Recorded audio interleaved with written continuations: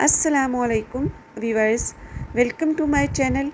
آج کے اس ویڈیو میں آپ میرے ساتھ وزٹ کریں گے لاہور میں موجود آرگینک ولیج کا۔ اگر آپ شہر میں رہتے ہوئے گاؤں کی فضا اور گاؤں کے ماحول سے لطف اندوز ہونا چاہتے ہیں تو اس جگہ کا وزٹ لازمی کریں۔ اس کے ساتھ ہی آج کے اس ویڈیو میں آپ کے ساتھ رینڈملی کچھ باتیں شیئر کروں گی جو کہ اپنی جگہ کافی اہم اور غور طلب باتیں ہیں۔ دوسرے لفظوں میں اس دور میں معاشرے کی ان خواتین کی اہمیت اور ان کی کارکردگی کو اجاگر کرنا چاہوں گی جو گھروں میں رہنا پسند کرتی ہیں، گھریلو کام کاج میں دلچسپی رکھتی ہیں، اپنے اہل خانہ کے لیے خود کھانا بنانے سے لے کر ان کے دیگر کام کاج شوق اور محبت سے کرتی ہیں اور اپنے گھر کی چار دیواری میں خوش اور مطمئن رہتی ہیں۔ ایسی خواتین اگرچہ اس دور میں نایاب ہوتی جا رہی ہیں لیکن موجود ہیں۔ روزگار حاصل کرنے کے لیے کوشش کرنا، ذرائع آمدن اپنانا، کمانا اور اپنے گھر والوں کی ضروریات پوری کرنا، یہ سبھی کام ایک مرد کے ذمہ تو ہیں ہی، لیکن اس موجودہ مادہ پرستی کے دور میں عورتیں بھی کمانے کی دور میں شامل ہیں۔ ہمارے ہاں اب یہ ایک چیز رائج ہو چکی ہے کہ لڑکیوں کو دوران تعلیم ان کے ذہن میں یہی بات بٹھائی جاتی ہے کہ انہیں بڑے ہو کر لازمی کچھ نہ کچھ بننا ہے، teacher, doctor, nurse, air hostess, کچھ بھی کسی بھی شعبے میں جائیں لیکن انہیں ضرور کمانا ہے۔ اور لڑکیوں کے اندر یہ سوچ پختہ ہوتی جا رہی ہے کہ صرف کمانے کے ذریعے ہی وہ اپنے پاؤں پر کھڑی ہو سکتی ہیں، جبکہ یہ بالکل غلط بات ہے۔ اور یہاں پہ میں سوال چھوڑوں گی کہ کیا وہ خواتین جو گھریلو کام کاج میں مصروف رہتی ہیں اور گھر گرہستی میں اپنی زندگی گزار دیتی ہیں، کیا وہ محتاج خواتین ہیں؟ اس معاشرے پر بوجھ ہیں؟ کیا وہ اپنے پیروں پر کھڑی نہیں ہیں؟ کیا ان گھریلو خواتین کے کام کاج کی کوئی اہمیت نہیں؟ یہ ناکام اور بے حیثیت خواتین ہیں؟ کیا اس معاشرے میں ان گھریلو خواتین کی کارکردگی کوئی معنی نہیں رکھتی؟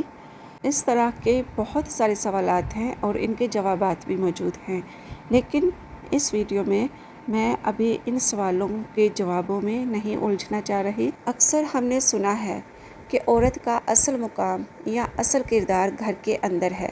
فطری طور پر بھی دیکھا جائے تو عورت گھر کی چار دیواری میں رہتے ہوئے اپنی ذمہ داریاں نبھاتی ہوئی خوش اور مطمئن رہتی ہے، اور حقیقی بھلائی عافیت اسی میں ہے۔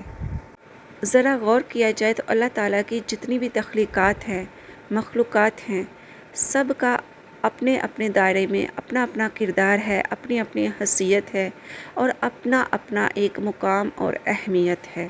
مثال کے طور پر جو کام گائے اور بیل کا ہے، جیسے ان کا دودھ استعمال کیا جاتا ہے، انہیں کھیتی باڑی میں بھی استعمال کیا جاتا رہا ہے، اس طرح ان کا گوشت کھایا جاتا ہے، یہ کام چیتے یا شیر سے نہیں لیا جا سکتا۔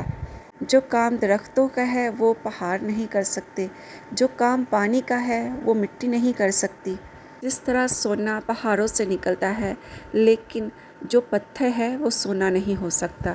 اللہ تعالیٰ کی ہر تخلیق، ہر مخلوق کا اپنا اپنا کردار ہے، اپنی اپنی حیثیت ہے، الگ الگ۔ تو اسی طرح اللہ تعالیٰ کی اشرف المخلوقات انسان ہے، جس میں مرد ہیں، عورتیں ہیں۔ جس طرح مرد اور عورت کی شخصیت اور خد و خال میں قدرتی فرق ہے، اسی طرح ان کی کارکردگی اور ان کی ذمہ داریاں نبھانے کی صلاحیتوں میں بھی قدرتی فرق ہے۔ اور ہر مخلوق اپنے قدرتی اور فطری دائرے میں رہ کر ہی اصل سکون اور خوشی محسوس کرتی ہے۔ جب ہم کسی بھی چیز یا کسی بھی تخلیق کو اس کے فطری اور قدرتی نظام سے ہٹا کر عدل بدل کرتے ہیں تو اس کے نتیجے میں ہمیں کئی چیلنجز کا سامنا کرنا پڑتا ہے، کئی طرح کی توڑ پھوڑ ہوتی ہے اور بہت ساری خرابیاں بھی پیدا ہوتی ہیں۔ مرد اور عورت پہلے انسان ہیں، بیسیکلی انسانی حیثیت میں ہیں دونوں، اس کے بعد ان کی الگ الگ شناخت ہے کہ مرد ہے اور ایک عورت ہے، لہٰذا بطور انسان مرد اور عورت ایک دوسرے کی ذمہ داریوں کا بار اٹھا سکتے ہیں۔ جو مرد کر سکتا ہے وہ عورت کر سکتی ہے، جو عورت کر سکتی ہے وہ مرد بھی کر سکتا ہے۔ کچھ قدرتی نظام کے علاوہ مرد اور عورت دونوں کاروباری زندگی میں مل جل کر چلتے ہیں، ایک دوسرے کے حصے کی ذمہ داریاں بھی نبھاتے ہیں اور ایک دوسرے کا کردار بھی نبھا لیتے ہیں۔ لیکن اگر فطرت کو سمجھا جائے تو عورت اپنے دائرے میں رہ کر اپنی کارکردگی اور ذمہ داریاں نبھائے، مرد اپنے دائرے میں رہتے ہوئے اپنی ذمہ داریاں اور کارکردگی دکھائے تو معاشرے میں ایک بہترین قسم کا سلجھاؤ آ سکتا ہے۔ ابتدائے انسانی کی تاریخ سے اگر دیکھا جائے تو عورت ہمیشہ سے مرد کے شانہ بہ شانہ ہے، ہر کام میں مرد کا ساتھ نبھاتی ہے اور مرد کے برابر کی ذمہ داریاں اٹھاتی ہے، نبھاتی ہے۔ اسی طرح کمانے کے شعبے میں بھی عورتیں مختلف طریقوں سے رہی ہیں، جیسا کہ اگر ان پڑھ عورتیں تھیں جن کے پاس کوئی بہتر اور کارآمد پیشے نہیں تھے تو وہ کھیتوں میں کام کر لیتی تھی، کڑھائی سلائی کرتی تھی، مزدوریاں کر لیتی تھی۔ اسی طرح ہر دور کے اندر عورتوں نے مردوں کے ساتھ کام کیا ہے، کمانے کا بھی، گھر چلانے کا بھی۔ لیکن اسلام اور اسلامی ماحول نافذ ہو جانے کے بعد کچھ ادوار ایسے گزرے ہیں، یا آج سے 1 صدی پہلے کے دور کا مشاہدہ کیا جائے تو دیکھنے میں آتا ہے کہ عورتیں گھروں میں رہتی تھیں، گھر کی ذمہ داریاں نبھاتی تھیں، کمانے کی طرف عورتوں کا رجحان بہت کم تھا، خاص کر اسلامی معاشرے میں۔ لیکن پچھلی چند دہائیوں سے عورت بڑی تیز رفتاری سے کمانے کی دور میں شامل ہو رہی ہے اور اس دور میں وہ کئی مقامات پر مرد کو پیچھے چھوڑتی جا رہی ہے۔ یہاں تک کہ کمانے کی حرص میں عورت جائز اور ناجائز حدود کو بھی پار کر رہی ہے۔ اس بات کو یہیں پہ روک کے ذرا ہم بات کرتے ہیں اس دور کی جب ہمارے اطراف میں بہت زیادہ ہوٹلز، ریسٹورانٹس وغیرہ نہیں ہوتے تھے، بلکہ ایسے مسافروں کے لیے جو لمبی طویل مسافت میں ہوتے تھے، کہیں کہیں رستوں میں سرائے ہوتی تھی جہاں چھوٹے چھوٹے ہوٹلز بنے ہوتے تھے اور وہ صرف مسافروں کے لیے ہوتے تھے کہ مسافر بھوک کی حالت میں وہاں سے کھانا لیں اور خرید کر کھا لیں۔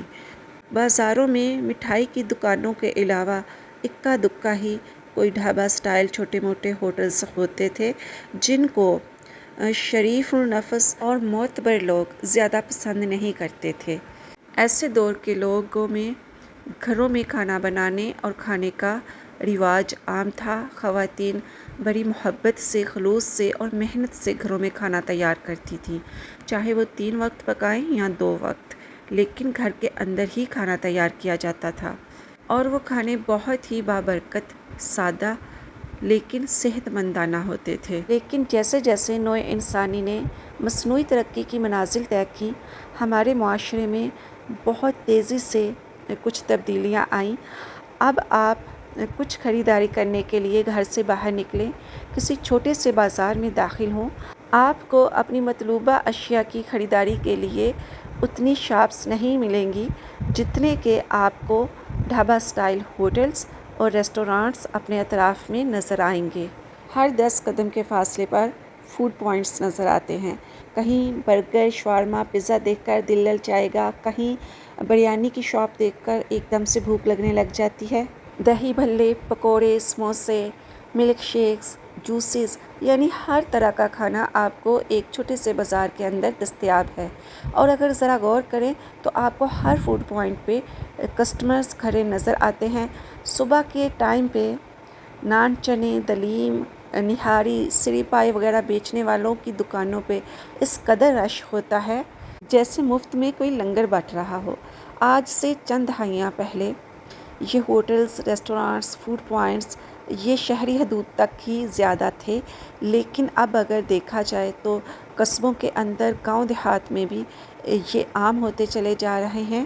جو چیز بکتی ہے اور جس کے ذریعے انسان منافع کمانے لگے وہ کاروبار کے زمرے میں آ جاتی ہے، انسان کے لیے ذریعہ روزگار بن جاتی ہے۔ پاکستان کے شہروں، قصبوں اور گاؤں دیہات میں تیار شدہ خوراک بیچنے کا کاروبار وسیع پیمانے پر پھیل رہا ہے اور یہ کاروبار بڑی تیزی سے ترقی کی منازل طے کر رہا ہے۔ जब बाकी सभी कारोबार ठप पड़े होते हैं उन दिनों भी होटल्स और रेस्टोरेंट्स का कारोबार चल रहा होता है। और अब तो ख़वातीन भी इस पेशे को एज अ बिज़नेस अपना रही हैं। वो ख़वातीन जो घरों में घर वालों के लिए खाना पकाना छोड़ चुकी हैं, वो एज अ शेफ़ काम कर रही हैं। घर के चंद अफराद के लिए खाना बनाना मुश्किल है, लेकिन एक बड़े पैमाने पर खाना बनाकर बेचना औरतों के लिए आसान है। ऐसा क्यों? क्योंकि औरतें पैसा कमाने लगी हैं, इंडिपेंडेंट हो रही हैं, अपने पैरों पर खड़ी हो रही हैं। एक वक्त ऐसा भी गुजरा है जब कभी महीने 2 महीने में अगर एक बार बाज़ार से खाना आ जाता था घर के अंदर, तो घर की ख़वातीन को शर्मिंदगी और तशवीश होती थी कि उनकी नाअहली की वजह से बाज़ार से खाना लाना पड़ा। और उस दौर में होटल्स के अंदर ज़्यादातर मर्द हज़रात नज़र आते थे, लेकिन अब होटल्स और रेस्टोरेंट्स के अंदर ख़वातीन बच्चों समेत मौजूद होती हैं और अच्छी खासी तादाद में। अब ख़वातीन ने इस चीज़ की फ़िक्र करना छोड़ दी कि बाज़ार से खाना लाने में कितने पैसे ज़ाया होते हैं और बाज़ार का खाना अहले खाना की सेहत पर कैसा असर छोड़ता है। ख़वातीन में ये ख़तरनाक सा बदलाव क्यों आया, इसके पीछे बहुत सारे सवालात हैं, बहुत सारे जवाबात हैं, जिन पर फिर किसी वीडियो में बात होगी। आज के लिए इतना काफ़ी है। चैनल को सब्सक्राइब कर लें, वीडियो को शेयर करें। Thank you.